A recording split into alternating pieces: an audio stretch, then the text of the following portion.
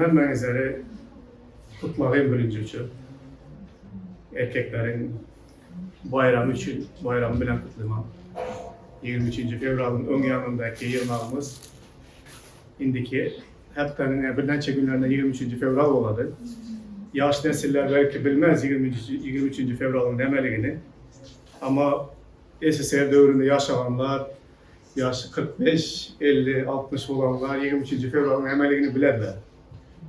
23. fevral bu Sovet Koşunu'nun dönen günü. Şu günü hem erkeklerin günü deyip kasaplanardı. Şu bir gün olsa hem şu günü hemmemizin begene duran, şartlana duran günümüz. Erkekleri bir gün olsa hem yatlap, şuların hem bir günü var, prazniği var. Bizler için en kıymetli gün bolardı şu. Hazırki dövrde bilinmeyen erkeklerin prazniği var mı yok mu da. Hatta bir gün yılda erkeklere hem bir gün verilse yaxşı doğru mu? Sötki bizler hem adamımız. Bizler hem erkek miyiz Allah? Bizler hem erkek miyim de büyük miyiz? Bizler hem gereklimiz doğru mu? Şu gerekli olanlarımız için bugün dolanlar hemmesi toplanıp sürpriz edemiz de bizlere bitti iş buyurmayın, bizlere ihsat aytmayın. Özleri, ayal dolanlar hemmesi de özleri hizmet edip, bizleri saçak başında oturtup başında kardeş ayağında olanlarımıza hem şu gün otur senin kardeş ama bugün senin günün deyip onlara bir degendiler, iyi bugün bize günümüz bekler. Yaxşı doğru mu erkekler? Yılda bir gezek bir hormatlı olsa da.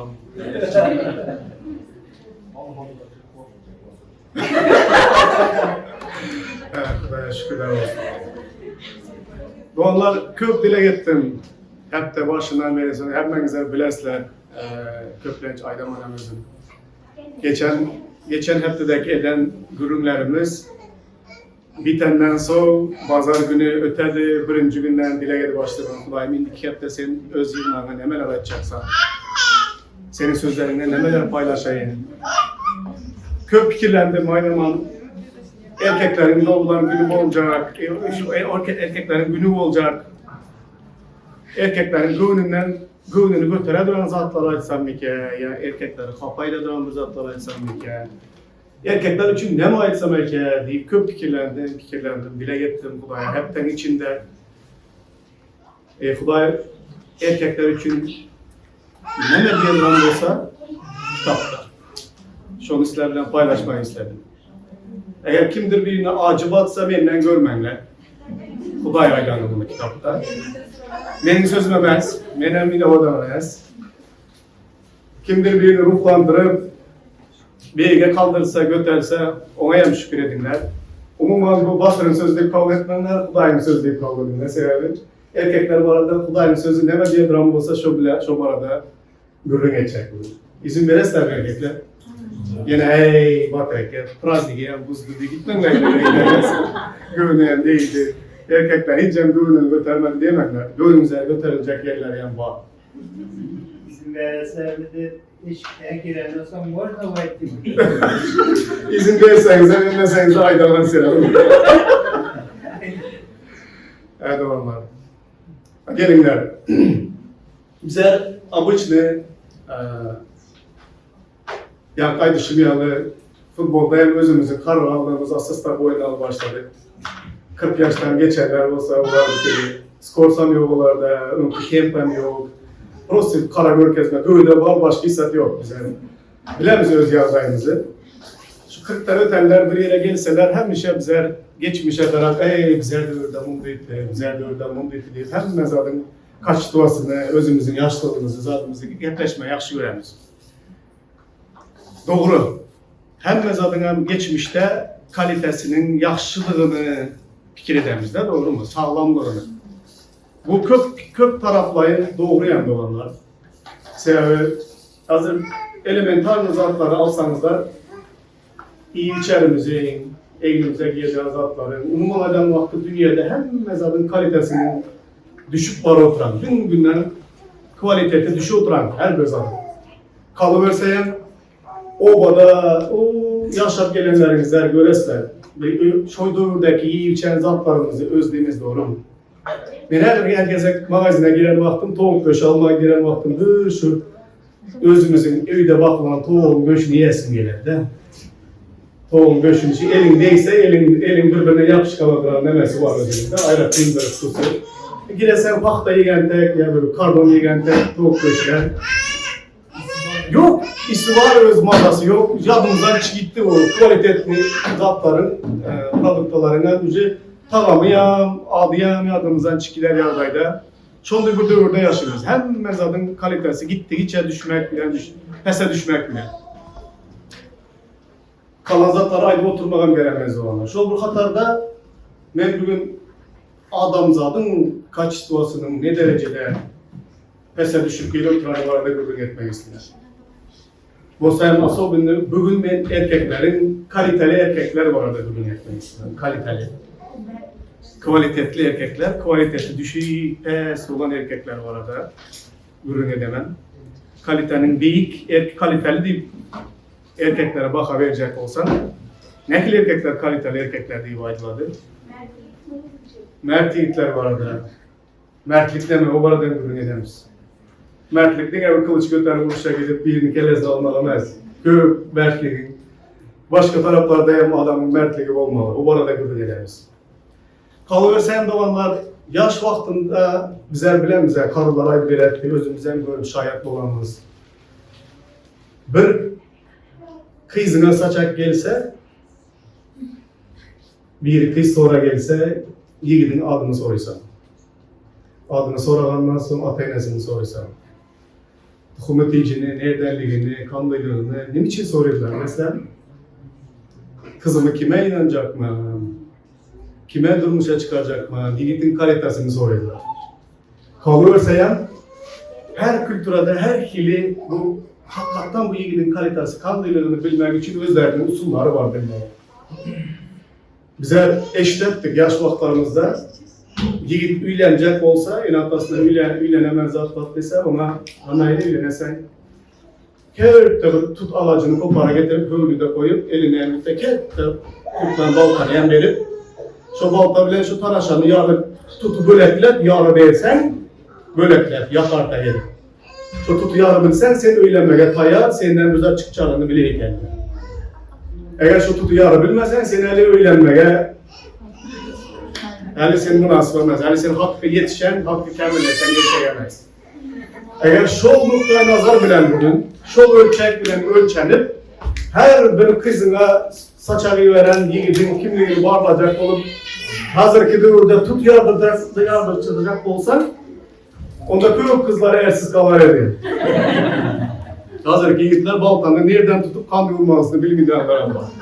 Demek ki kalite düşük. Şu ölçekler ölçesenizler. Kalıyorsam Afrika'nın kebir plemiyalarında şunu iki tek ölçeykenler. Öylenesi geleduran, fatnalası geleduran Afrikanslar bir yolbarsı elinde, golu eli bilen hiç satsız. Şu yolbarsı öldürüp gelsen son sen öylenmeye tayyarlarını da kazan edeyken şu özünün tire tayfanın önünde. Eğer yolbarsı öldürüp gele bilmesen sana ömür boyu hattın yok seneli öylenmeye hazır emezsin. Eğer şol ölçebilen ölçense bugün dünyanın 95-96% hiç kaçadan öğrenmezdi. Aklımsız kalattı, adamıza da mumda köp ölmezdi. Doğru görün. Eğer şol ölçense şu yiğit, hakiki yiğit şu. Bisküvitini şu erkek. Bilesiniz, her millette yanınıza düşen başka kan dinlemeler vardı. Sizlerin Moşbit obaralarında, etraf velayetleri arasında başka hili. Belki çarşangıdaki doğanlar dağa çıktır gör gezerler. Ooo dağım yukarıda çıkı gelebilsen. Onu diyorsa hem bize çerçeve şehirdekiler zatlar bize çıkabilir bize daha önce. O şimdi bir şekilde hakiki erkekin kimliğini bağlaydıran bir standartlar olan bir zaten dengeçlik sürer. Hakkı erkek kan diyor olmalı. Kalıverse bir özümüz bilemiz. Uruş dövrlerinde, men köplenen zaman vekili hiç kalitesi, hiç ösbidra kalitesi pes olan erkekler zaman hakiki erkeklerin demen komutici, DNK'sı demen ikinci Cahan Uruşu'nda kutarandılar demen. Hemen men diyen hakiki vatanı koruyacak erkekler mesela Uruş'a kim gider dese men gidemem de birinci çıkıp Onlara gidip 20 milyon özleri hemen mesela ölen, izine kaydı gelmeyen. Sonra kalan erkekler mesela dikili, uçtan korkan, ya invalid, ya şöyle pes, nemede kalanlar mı demeli, az önce kahramanlar kalmadan yani, kahramanlar birinci vuruşta ölen, ura diye şahkoptan çıkıp yürü gidip ölenler yapmış onlar diye. O kanişti bu hazır, tolka her bir hazırda bir zatlar var. Bir hakikat var. Hakiki erkek demeklik, neme demeklik, hakiki erkek diyende yankay düşünyalı, Dökman ura deyip düşmana karşı böleşmek demez hacer. Hakiki erkekler eğer vatanın üstüne düşman çözsa, ya öyne ya maşgalasına zafer yetirecek olsa, tabii ki hakiki erkek yaşın mıydı ya, tandıra girip gizlenmedi. Ya hatırlar evin başını giyip ya ölüklerin üstüne çekip yatmaydı gizlenip. Hakiki erkek birinci için ok değilse mala değilsin. Maşkalarımı, çağalarımı korayın diye birinci şey yüze çıkardı. Bu bir kahramanlık, hakiki erkeğe mahsus olan bir hasiyet. Kalan her mezabı yakşı olup düşman gelende gizlerine duran erkeğe meziyetler doğru mu? Hudayın hasiyetinde yani erkeğe verilen hasiyetler çünkü yazılan kitapta ayağlam erkeğin Hudayın keşfine göre yaratıldı. Hudayın hasiyetlerine iyi bulup yaratıldı. Adam atabilen kovuyla. Bizlerin her birimizden Hudayın keşfine göre yaratılan. Hudayın keşfine göre yaratılan Kübra'nın erkeklere en paylat veren Huday karakterinden, ayallara en paylat veren öz karakterinden. İkisi en bilelikte toplanan vakti, erkek ve ayal bir yere gelen vaktinde Hudayın doğruluğuna hasiyetini görkezittiler, keşfini. Şunun için bir erkeği alıp koysanızlar, bir erkek hiç haçanam sizlere doğruluğuna Hudayın keşfini beyan edebilmeydi. Belli bir almanın bir yan yüzünü görkezedi. Ayal olsanın Hudayın keşfinin başka bir yüzünü görkezedi. İkisi birleşen vaktinde doğruluğuna Hudayın hasiyetini görebilirsin. Bunların ikisi hem Hudayın keşfine göre yaratılan bir kitapta, Tevrat kitabında yazılan. Şol yazılan yerlerde erkeğe paylat veren hasiyetlerinin en vaciplarının biri yani mertlik, edemenlik, mertlik. Yine kalanlar ne bu nemenin doğumunda eşigeslerinde. Doğanlar şol bir hatarda bize kiçilik dövrümüzde, yaş dövrümüzde yani dostlarla oturup böyle gepleştiğim biraz bir terbiyeleyici, öğüt nasihat verici, koşkular, aydınlar, ağır aydınlar, karlı adamlar eşidip lezzet alıtıran vaktinde yaxşı hatını, yaxşı erkeği beyan duran aydınlar bular idi. Karlı aydınlarda, şu aydınların sözlerinden bize kanlı şahırlar, yazıcılar, hakiki erkek kanlı olmalı, hakiki ayal gelin kızlar kanlı olmalı diye beyan eden sözlerinden kızlar özüne yar aktarsa, şu boşkulardan özüne nemesiz obrazını sazlavad ederdiler. Nemelere erkeklere özüne kız aktaracak olsa şu boşkudur edebi eserlerde tariflanaran kızın nemesini göz önüne getirettiler. Doğru mu? Hazretler yok, hazretler hem modeli internetten alırlar. Ördeğin yaşlı zat yok. Bizlerde yoktu onun demek mümkünçülükler. Mahtum kulunun koşkusu var bitti. Şundan bir iki sentir aytmak istedim. Bizler yaşlığımızda mert yiğidi kan da gelir. Beyan eder. Bu edettiler. Bunun aydınlayan var kanıcana yazdık bunu. İlki bilen saza geçirip aydanını yaşlıktan dinler edik. Ne kaysı toya kaysı merekeye varsan şu sonunda oturup ağır aydımı işlemiz degende şol aydımı ayttır zakaz edip aytırdılar. Olan şol yigit bu arada, mert yigit bu arada aydılan coşkuları aydım edip aydardılar. Her yiğidin aslını bile değilseniz merekede oturup turuşunu görün. Birer bilen aşna bolay değilseniz oval bağlasında duruşunu görün. Kandı erkek meçeler tarifleri doğru mu? Çol bir nemenin sonku coşkuları yan var. Goç yiğidi ağda orayı şayv olsa, yetişen her yerde hayda hayv olsa, Özü hatam olup yine bay olsa çar taraftan mihman gelişini görün. Boç yiğidin işi söhbet saz olar. Köngülü kış bolmayan daim yaz olar. Yaxşının köngülündekine az olar. Yamanın her günde uçuşunu görün. Yani Mert'i gibi beyan edilen setirler. Şu her bir setirlerin yine bir 5-6 küfletleri var bunun. Her bir setirlerde Mert Yiğit'e verilen hesapnamalar var mı? Var. Mert Yiğit hiç açan mihmanın yüzünü solmaz. Hemşe mihman verse güler yüz bilen karşılar. Mert Yiğit'in tanacak olsan merekede oturup duruşunu gör. Veren vaadasında tapılışını gör. Karz alıp kaçı gidip bir al da bir işinemez. Bilesler Yiğit'i düşürecek zatlar var. Yiğit'in mertebesini götürecek hesiyetleri var. Merekede oturup duruşunu gördüydü, oval vaadasında duruşunu gör. Vaada verip vaadasında tapılmadan Yiğit'e bilgidemezler. Al da bitse seni. İpsiz bağlar giderler, Yiğitler köp ağzı hazırkede öyle. Şu boşkularda beyan edilende il içindeyim.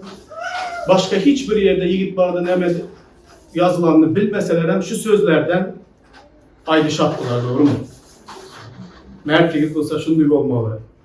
Mert Yiğit'in dili kömrü hemşe mudam saz bayram olar dediler. Göğünü açık olar. Öyüne hemşe şartlık getiren degen manada. Yaman'ın dedi her gün dedi uruş tapışını görün dedi. Her gün üye gelip yamalı din her bir zattan get tapıp uruş edilen erkeğe yaman bir haysiyetnama verir. Mert Yiğit üyüne dedi işte kandata nervisini oynasaların üye şartlık bilen gelir.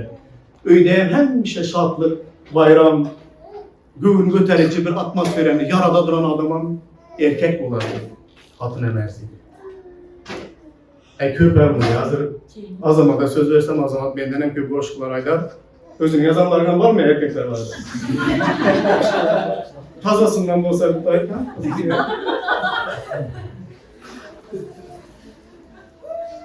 Başka şahırlar var aramızda. Şahırlar Goşku yazıp hiçbir ortağa çıkıp bir oturan olsanız arabaydınlar o yol. Söz verin bir breakfast aydı verirler. Zamanlar bizler hazır indikandi bir dövrde yaşımız. Mukaddes kitap, Tevrat, Zebur, İncil kitapların, peygamberlik sözlerinden, İsa Mesih'in ahiriyatlarındaki aydan sözlerinden uğur alsak, kıyım bir dövrlerde yaşımız. Dünyanın sonu diye derler, kitaptaydı. Kıyım dövrlerin genelliğini, hazır sizler benim okuyacak ayatlarımdan aydınlar. Kıyım dövrlerin genelliğini. Kanlı bir kriteriye var. Adamzadın kvalitetinin yani hilini görkezecek oladıran Hudayın sözü nemediydi. Hazır şahırları yan bir yana koyalı, il içindeki dert surları yan bir yana koyalılarının indi Hudayın sözüne gidelim. Hudayın sözünde sonku dövrüm yani ahir zamanın yakınlaşınca ahir zamanın gelmesinin ön yanından şuna sonku dövrler dedi. Sonku dövrlerde adamların iyi olacak haysiyetleri bu arada gülüm veredi. Hazır şu haysiyetleri okuyan vaktimizde sizlerin özlerinize aydınlar. Biz Twitter'inde ahir zaman gel oturan deyip sizler aydasılar menemez. Karanlar nemediydi. İncil kitabında 2. Timoteus 3. bab 1. 5. ayetlarda ey oğlum ahirki günlerde elhenç fırsatların bolcaklığını bilip koy. Adamlar dine özünü söyleyen, pula kızan, övüncen, tekebbür, Hudaya dil yetiriyen, ata enesine boyun eğmeyen, kadır bilmez, adamları sığlamayan, don yürek, geçirimlik etmeyen, mücavatçı, özüne erk edip bilmeyen, zalim, yaxşılığı iğrenyen, hain göçkünlü, toplamsız olup, keyfi sapanı Hudaydan köp söylerler. Onlar Huday'a fon sırasalar da Huday'ın gücünü inkar edenlerdir. Belli adamlardan aranı aç. Yani ahir zamanın adamları ana şunday bolayken. Bundan bir 25 yıl, 30 yıl bundan ozal. Menin bir karı babam İkinci Cahan uruşda bulup 4 yıla nemislere plene düşüp plenden hem yine ölmeyin açlıktan nemeden kurtulup yine izine gelen babanın aktığı men, atamın atası. Bundan 25 yıl 30 yıl bundan ozal bize öyde ey zaftırıkta şeker yok, ya zaftırıkta varenli yok, yağ yok deyip şikayet etsek bir gün 2 gün daha pazara gidip alıp gelince özümüz o yerdeki ettelen adamlar, beçeler. Babam bize raydardı, bunlar naşükür beçeler. Bunlar ahir zamanın beçeleri bunlar. Ama ne nam var saçakta diye. Bir katlı nam olsa ya benim babam hiç şikayet etmez dedi. Bir katlı nam olsa şunu suya ezip, çaya ezmem yerdi. Dolayı hiç kaçan şikayet etmez dedi karı babam. Bize şeker yok, yağ yok, varenli yok desek bunlar ahir zamanın beçeleri diye etti bize. Bunlar şikayet bile tuttular. Nam var deyipti. Sonra bize emanet baba bize vuruşta yaşamımızı yok ahir. Bize parakat mı dünyada yaşatıyorsunuz? Abi ne için o babamı diye etti? Sever vuruşu gören adam şu tattı naneyem tapman açlıktan bütün dostları açlıktan ölüptüler plende gözünün önünde. Gören daha açlıktan ölen adamları. Sonun için babama idare edildi. Bizlere 30 yıl bundan uzak. Bunlar ahir zamanın beçeleri diye. Eğer bizler ahir zamanın beçeleri olan olsak hazır gidiyorum beçeler diye. Şimdi onlar şekerden sonra mıydı bunların yanında? Kalbasa bile sırf olmasa o şeylerle. Eğer başlarına versen o pazardan alınan giyinmez bize diye. Ama böyle hem el yeterli magazinlerden alıverilen giyiniydi onlar. Onlara Adidas'ın hem orijinali gerek, Nike'ın hem orijinali gerek, hem zaten orijinali gerek. Aramene zaten giyinmemişler. Onda bizler ahir zamanın beçeleremez. Hazırkiler vapşi ahir zamana yakınlaşan beçeler. Bilesler karan dövrün ütkeysi adamların gidişine karanlar. Aydınlar doğanlar. Bu haysiyetnamalarda sonku dövrün erkenç fırsatların bolcaklığını bilip koyduğum Resul Pavlus yaş Timoteus'a duyduran havarında bu yerdeki keskitlemeleri okanımızları bu adamların haysiyeti var da görülür. Ya başka aytsam gönlüme ele alsam adamların kvaliteti sonku dövrün adamların hili şunduy bolar. Bu haysiyetnamaları gören vaktinizlerde hazır bilesler mi? Ey İsa erteye bir gün geledi deyip. Dünyanın bu boluşu olsa. Bizler yaşamıyoruz mu sonku dövrlerde? Yaşamıyoruz. Adamlar hakikatten hem gittikçe beterinden beteri çıkı oturan. Bu buradaki bu haysiyetnamaları bir adamda cemlesenizler, şunda bir adamın komşunuzdan olmağını sizler mi? Şunu haysiyetnamalar hemmesi bir adamda cemlense.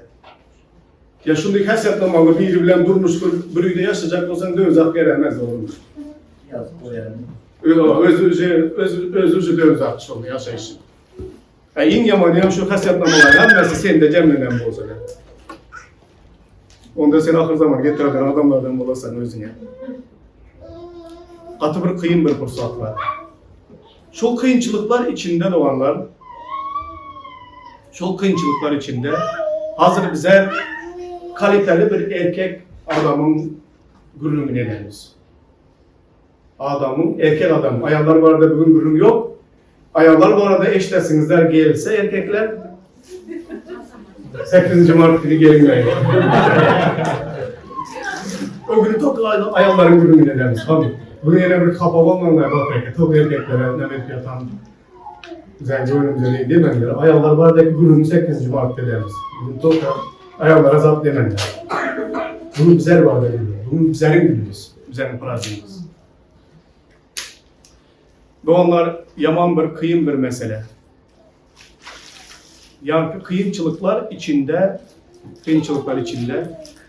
bizler hem şu kıyımçılıklar, şu haysiyetler bilen köpümüz kalitemizi ölçeyen bir ölçekler olsa, bir bilen, mol bilen, plus yukarı giden olsa, köplerimiz İsa Mesih'e iman edip gelen vaktimiz, kalitemiz molünün aslında minus bir yerlerde duybildi. Şu kalitede hemen bize Hudaya geldik. Aydınlar şu yerde Hudaya iman edenler, sizler, eğer sizlerin kalitenizler o derecede büyük olan bu olsa, haysiyet manasında, onda bize şimdi İsa'sızam yakışık olan bu olsak da, top adamlar olan olsa, akıllı bilimli, şimdi bir tarıklanmağa münasip bir adamlar olan olsa, bize İsa'ya gelmezdi. İsa'ya gelen vaxtınızları hasaplanlar, ne derecede özünüzlerin minusta bulup gelenliğiniz. Yine bir şartlıklı havar var, hoş havar var arada. İsa'nın sevgisi var arada, İsa'nın kurtuluşu var arada, İsa'nın bağışlayıcı yüreği var arada, günahlardan temizleyişi var arada, gürrün eden vaxtında. Köplənci adamlar İsa'ya hiç yanlış deyip hiç kim aytmıydı. Sebebi hem adamların biledi İsa'nın doğruluğunu, İsa'nın haklılığını, İsa Mesih'in bu dünyanın halaskeri, dünyanın sonundayım asmandan İsa Mesih'in geleceğini hemen biledi. Onu reddetmedi hiç kim. Doka köplənci benim eşlerden anladım.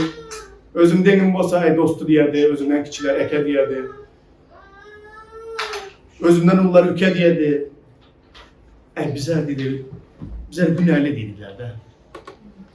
Bize münasip emez İsa'ya inanmağa, ya İsa'nın şahidi olmağa, bize münasip emez, bize günahlı rivayet ederler de.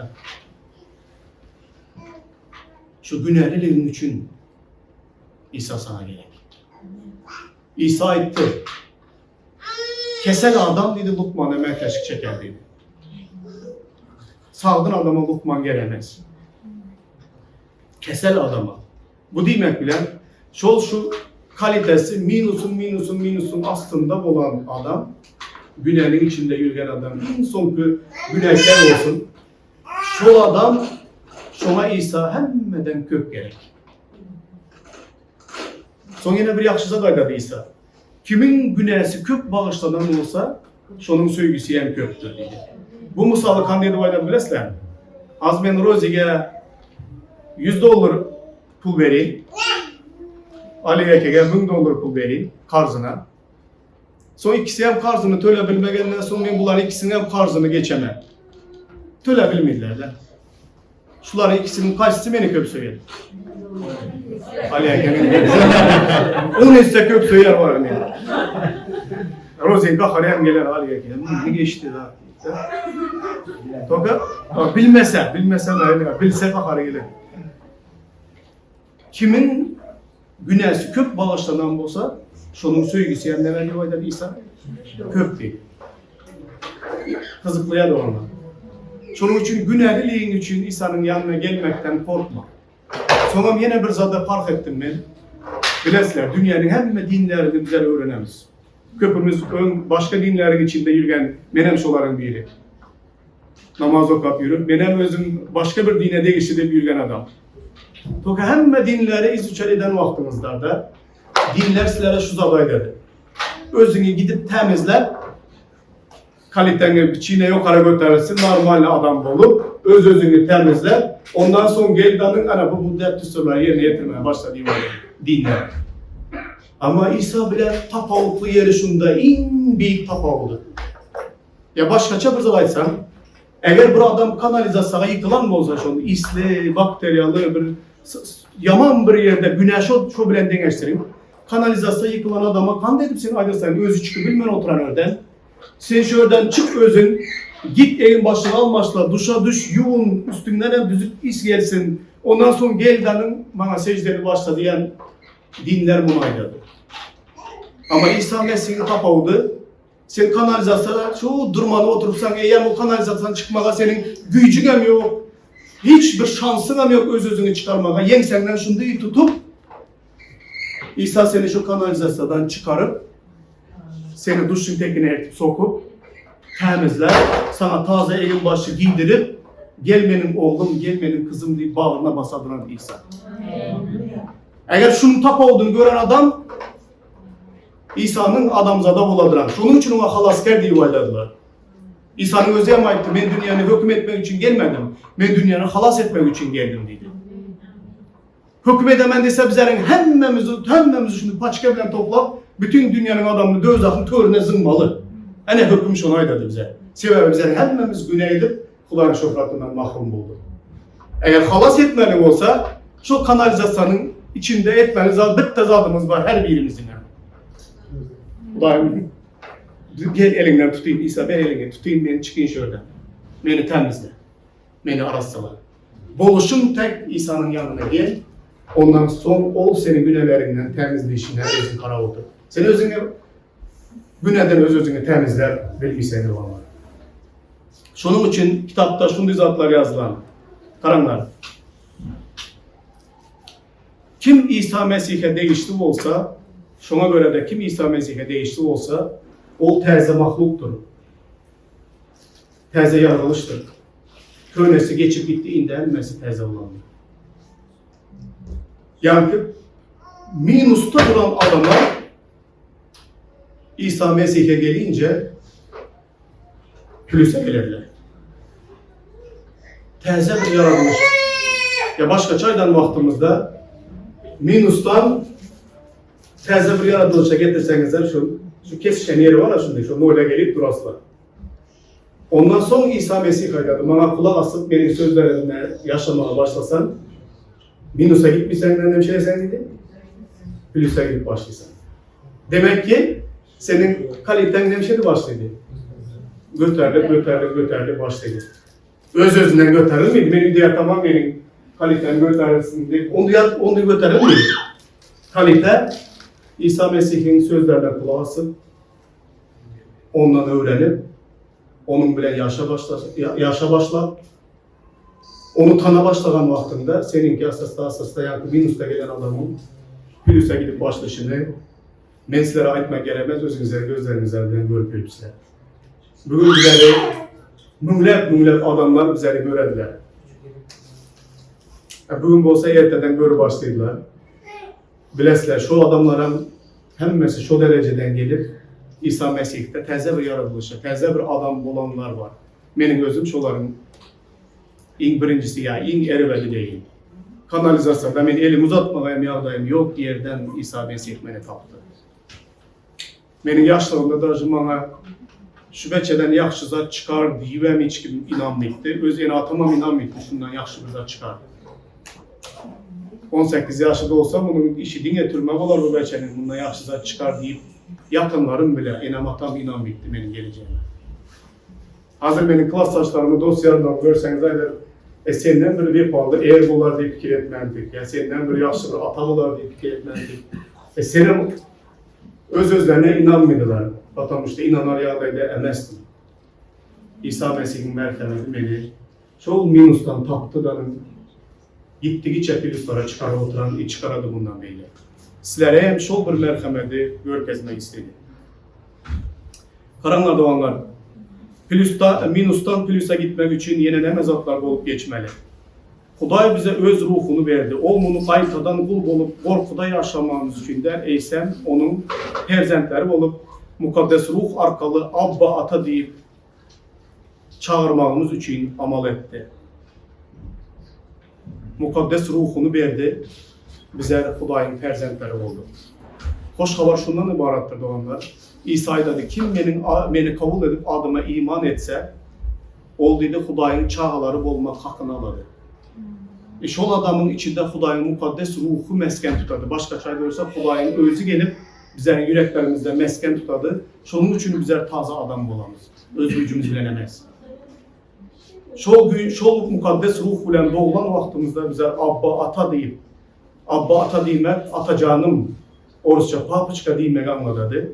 Şondu yakıllık bilen söyücü atamıza Abba Ata deyip yüzlerine başlayınız. Hudayın ruhu bizlerin içimizde yaşa başladı.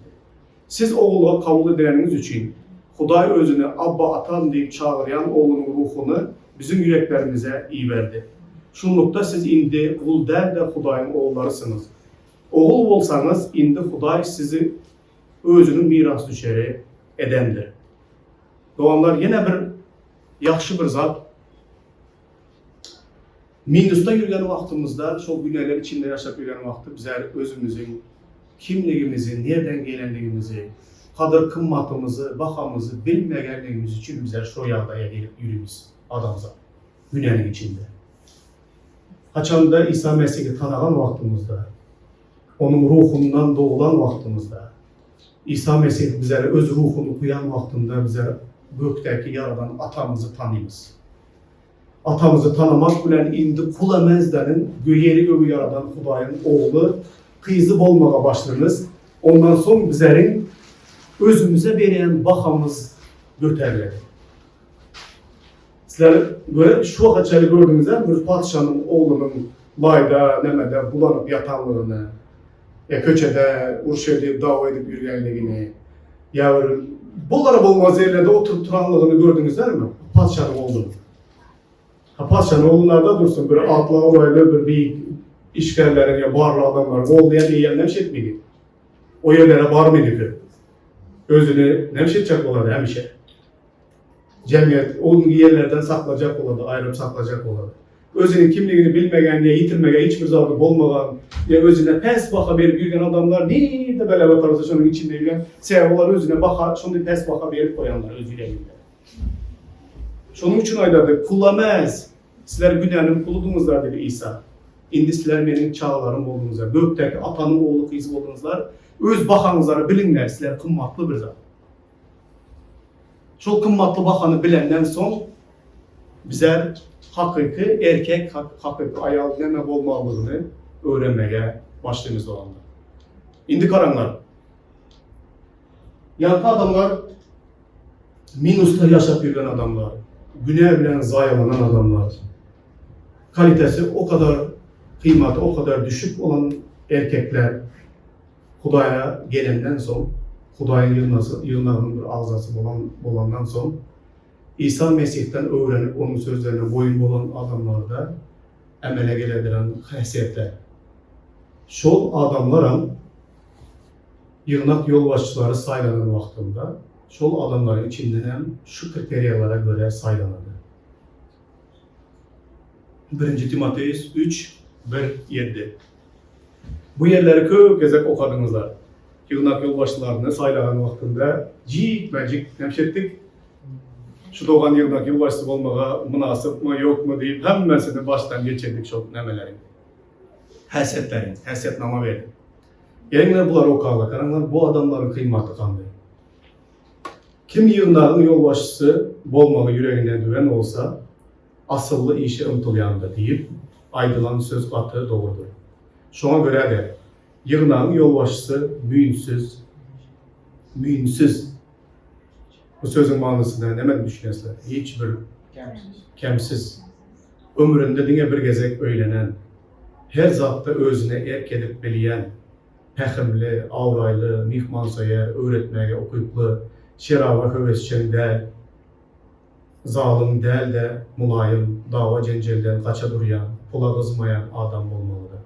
Ol özünü, öyünü ona dolandırmalı, çağlarının hormatını kazanıp, onlara öz yenini ettirmelidir. Sebebi, öz öyünü dolandırıp bilmeyen adam, heyde Hudayın yığınağının aladasını edip biler mi? Yığınağın yolbaşçısı, yanına yakında iman getirenin biri olmalı derler. Yoksa o tekep birliğe yüz vurup, iblisin sezevar edilen cezasına uçramalı, ahmal. Bir avraylığa uçramaz yağlı, bu iblisin tuzağına düşmez yağlı, ol yığınağın başındaki adamların arasında hem sığınalayan olmalıdır. Mükemmel haysiyetler olur. Bunda bir adam komşumuz olsa kan değil. İyi güzel kutlama gidesiler doğru, komşularınızın kararıdır. Mal kalınızlar, inanın gidesiler.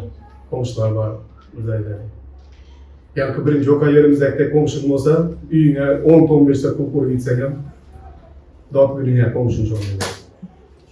Bu haysiyetler, ne onlar? Bu haysiyetler adamlarda, yani minustan gelen günahkar adamlarda emele gelen haysiyetler. Hudayın emele getiren haysiyetler. Karanlar adamın kalitesi denen vaktinde yine hazır dünyanın yanlış anlığı yardıma düştü. Bunu başından çaktım yine aynıyım. Hazır dünya kanlı olup gitti. Hazır menzile yer aytmadım. Kızını verecek olsan, biri sonra gelse, talaşa yardırıcı kesesen, ya şu kimliğini tanımalı, şu yiğitliğini görmeli. Hazır ki diyor da kanlı oluydu. Adama verilen adamın kalitesi eynine neme giyen, ayağındaki de kanlı maşını var. Kızını sonra gelse bir yiğit, birinci için soracağız adın, üyü var mı? Ne Instagram'da ne işte like'ı var. İşi var mı? Atası kim? Buralı mı? Nerede işliydi? Ha? Aylığı kança? Sen onun elindeki savadını görüp ne canında olurdu? Ha?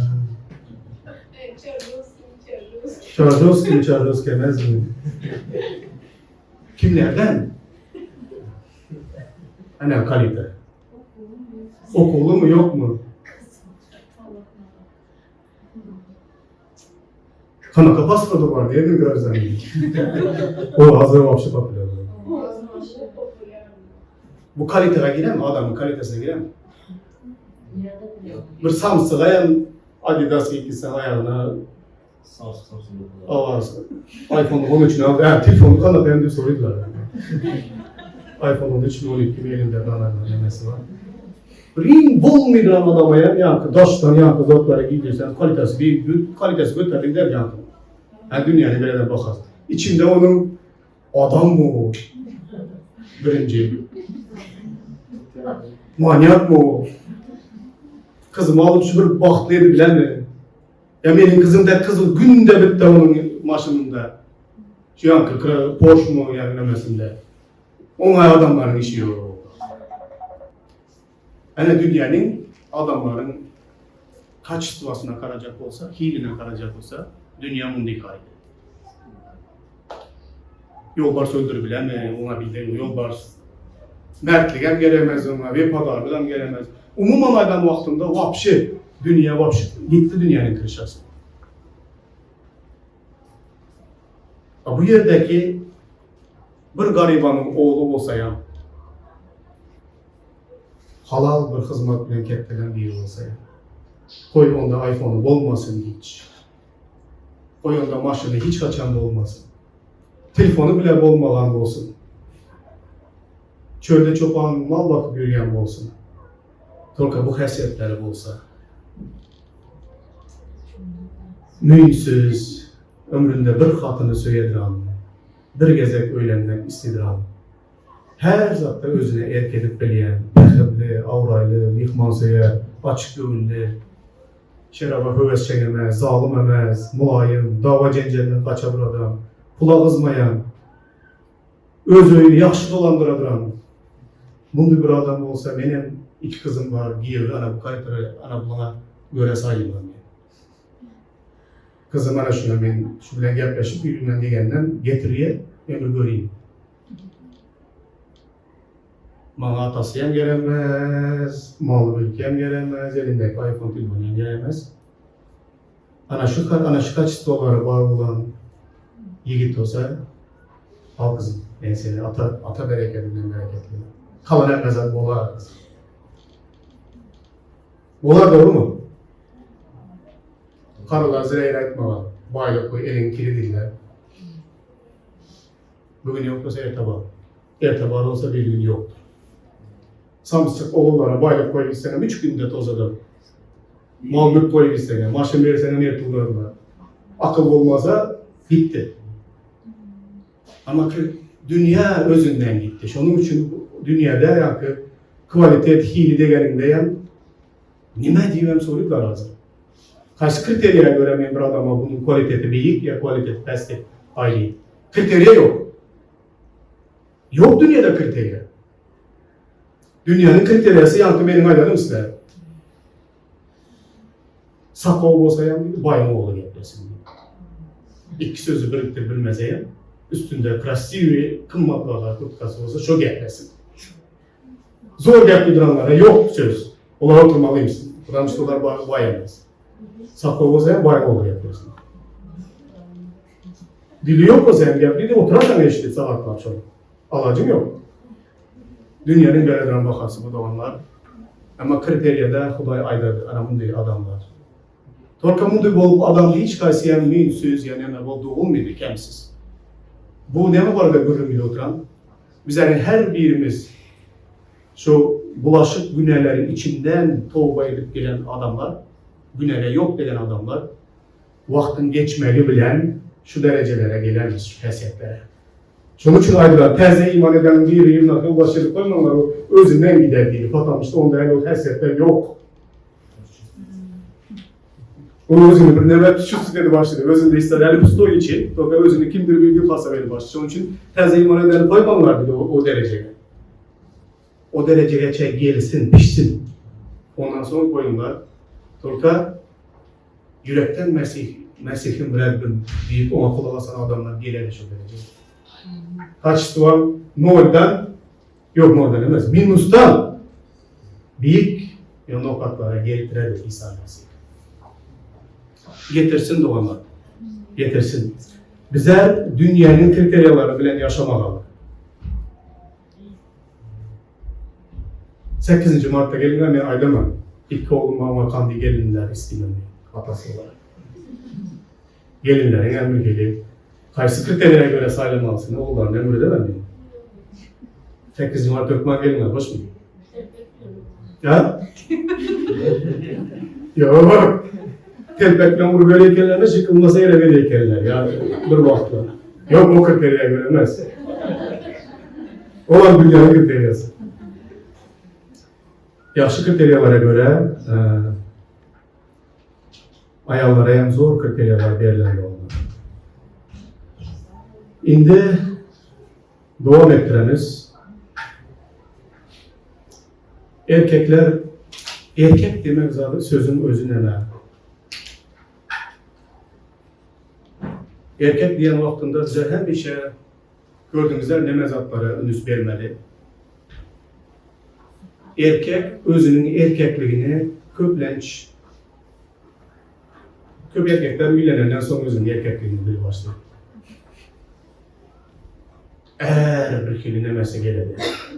Öyle ama üylenenden sonra sağlığı özünün er bulamırına. Çüz göz açılır, çüz dedi başından sonra dedi başlıyor. Ona şeyleri bilmedi ya. Er bulmam ne var. Fazla üylenenler doğru mu ya? Ha?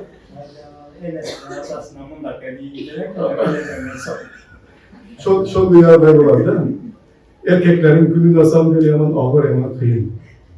Toka erkeğin en kette derdi, özünün erkekliğini kime tasdiklayacak olabilir İslam? Hatırına. Sen bilmeli benim erliğimi. Özü daliko yeremez. Sen bilmeli benim erliğimi. Sen hem işe yanından çıkarmamaz benim erliğimi. Bu erkeğin roluna giderdi. 1. Korintoslar 11.3'te ne köp uzağa gitmeyin, bu da yamanım köp giyişten açacak zatlarım köp de onlar. Erkekler sonra iyice okula bir oturmamalar var. Gözünüzü açık duruyor. 8. Mart'ta sonra aranmalar yani. Karanlar yaradan kubayım diyor öyle. Ama şuna hem aydın düşünmenizi isteyelim. 1. Korintoslar 11.3. Her erkeğin başı Mesih'tir. Ayağın başı erkektir. Mesih'in başı olsa Hudaydır. Bir hiyerarşiya var. Kurulan strukturu var. Yine şol bir neme devam edelim. 7. ayette. Erkek başını örtmeli derler. Çünkü o Hudayın keşfidir. Onun şöhratıdır. Ayağı olsa erkeğin şöhratıdır. Çünkü ilk başta erkek ayağından derler, ayağı erkekten yaratılandır. Erkek ayağı için derler, ayağı erkek için yaratılandır. Erkek özünün erkekliğini hatınlara tasdik atacak olmalamaz. Hatınlar vapşini pričom. Eğer bir erkek bolu bilmediğin anı olsa, hatınlar pričomemez mi? Hiç kaçamaz. Hatınların günahsı hem yok bunda.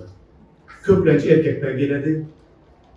Ey hatının bana boyun dolmuydu, hatının beni hasar etmedi, hatının bana hormat etmedi, hatının beni üyde baştan görmedi.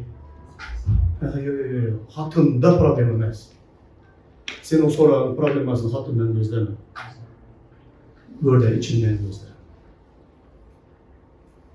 Seni hatın eredip koymadı. Özüne. Seni yaradan Huday eredip koydu hatına. Bizler olsan yaradan Hudayı özümüze baş edip koymuyoruz. İsa baş emez köp erkeklerin. Toka hatına gezek girende buradanın yer vurup, dest olur. Men hocayıyla, men başıyla. Kim köp özünün erkekliği başlığı var da urşede duran buza şu distributilini baş emez ününde. Hakiki üyde başlı olan erkek urşet miydi hatını yapmış. Ona hatının tasdiklamak hem gerekemez. Beni Huday koydu başı.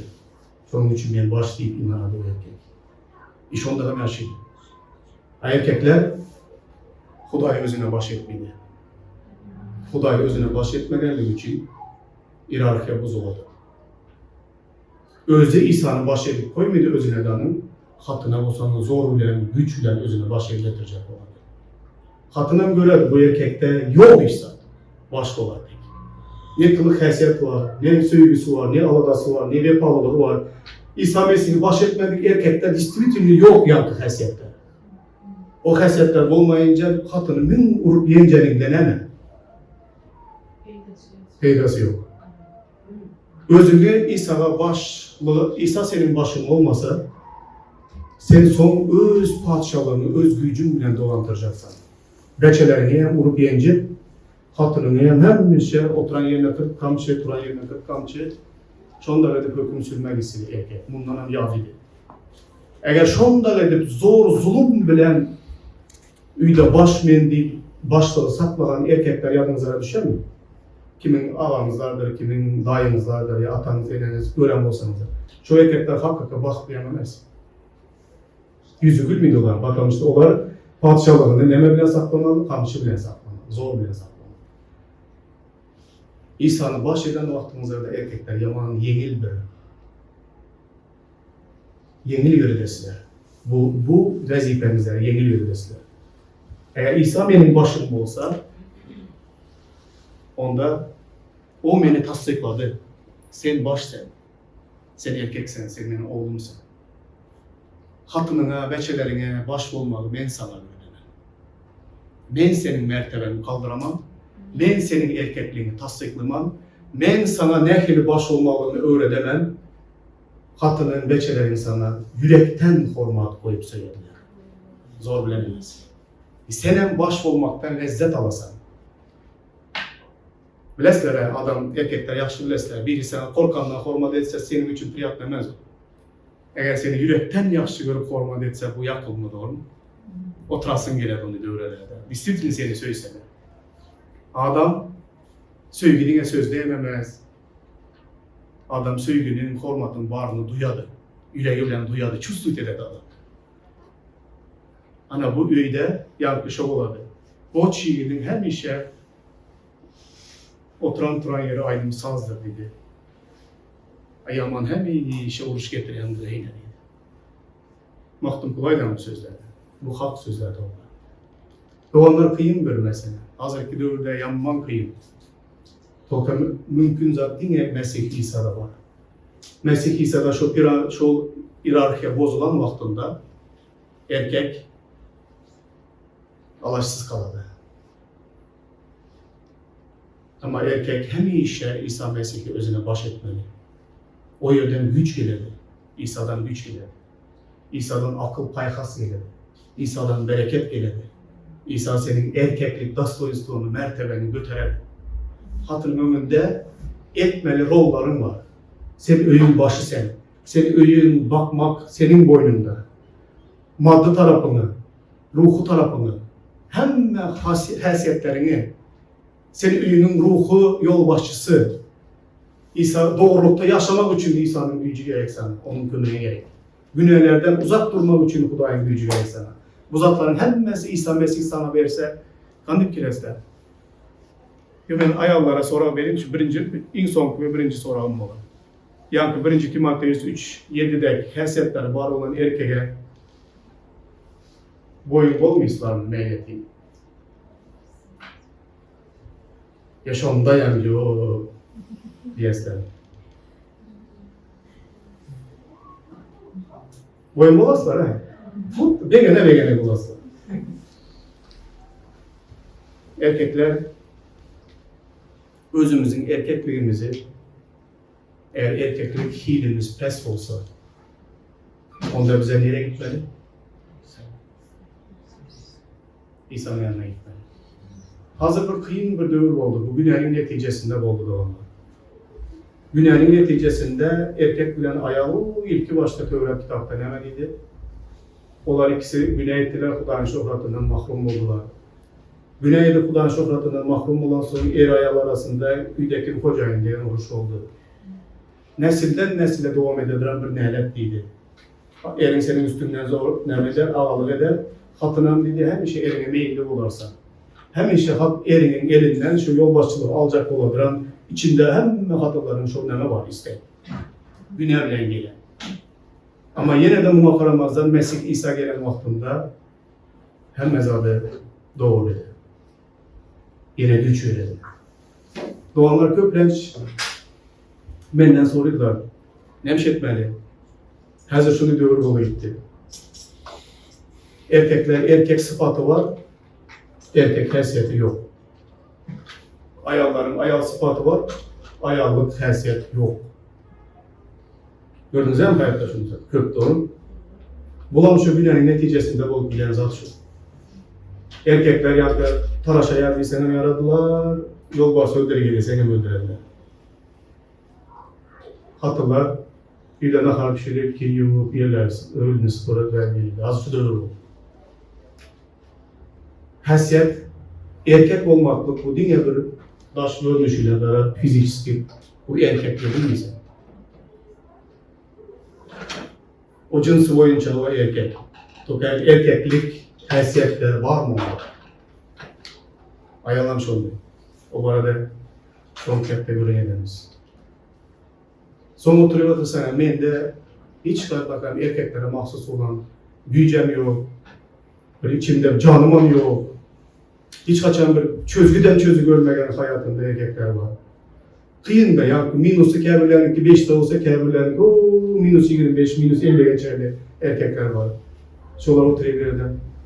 Mamaya bir şans var mı ki? Hakkaki erkek olmanın nemelerini öğrenmeye deyip oturan erkekler var. Bize dinleyecekler müminlerden aşağı. Şolara ne mi diyeceksin? Sizlere şansı yok diyeceksin. Yok. İsa Mesih'te sizlere hem şansı var. İçinden kan diye eciz olsanın, içinden hiç kaçanan erkeklik haysiyete sahip olmayan olsa, bütün ömrüm dinle enen ya mamam seni vasıf edilen olsa, erkeğin hiçbir sana tesiri duh vermeyen olsa, erkek bir model olmayan olsa ömründe, İsa Mesih'in yanına gel. İsa Mesih senin içki dünyanı hakikaten erkek olmağa sana örnek eder. Ülkeden senin içki dünyanı. Kim Mesih İsa'da olsa o teze mahluktur. Köyle zatlar hemmesi geçtiğinde. Hemmesi tezelenende. Erkekler bize başımız hemmemize. Eciz olun, güçsüz olun. Ya hiç kaçan baş bolu görmegen olsanız aram, sizler baş olmağa başlama. Onu hem hatımla ya kimdir birinden talavam etmenler, kimdir birini günahkerlemenlere. Mesih İsa'nı baş edinler özünüzlere. Hayatınızların ütkeşini bir görünler. Hakikaten görünler ne kadar derecede büyük ütkeç aldı. Ve sizlerden mekkem güçlü bir erkek yetişeceğine inanamam. Sebep Mesih İsa'nın edebilmeyecek işi yok. Bağışlayabilmeyecek günyası yok. Ütkedebilmeyecek zadı yok Mesih İsa'nın. Eğer erkekliğinizde kaçıştığınızda düşük olsa, pes olsa, hatını kıynap geçmenler, o yaratıcı emez, o borçlayamamaz sizleri erkek etmeye. Master'ın yanına gidinler, yaratıcının. İbarelerden yüzlerinler, Rabbim daim. Benim erkek sıfatım var ve hiç erkeklik mertebemem yok, dostoyluğum yok, erkeklik kaçıştırmam yok, karakterim yok. Benim için bunu yarattım.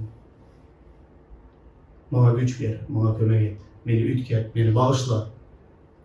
Hani o master ütkeler olsa. Hattını ütkede kıynamanlar o ütket bilmedi.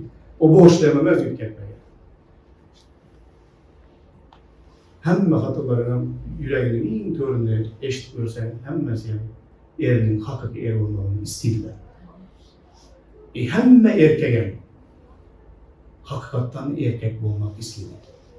Toka hayat şunu etti ki bizleri bir topar sebeplere göre atalarımız parksızlığı için erkekler tarafından yetiştirilen erkek doğulan her bir çağa o erkek olacağına garanti yok. Erkek sıfatlı hatun degen bol getirilir. Erkekler yetiştiren. Mümkün seni hiç kim yetiştirmegendir. Mümkün sana atan komşun üst vermegendir. Toka enen elinde kettenen sen. Şunun için erkeklik hasretin yok. Bolu bile dolu. Kevre erkekler şunu bulan ki dar o gözleri. Erkek sıfatı var. Ama tırnakları koparlan, dişleri koparlan.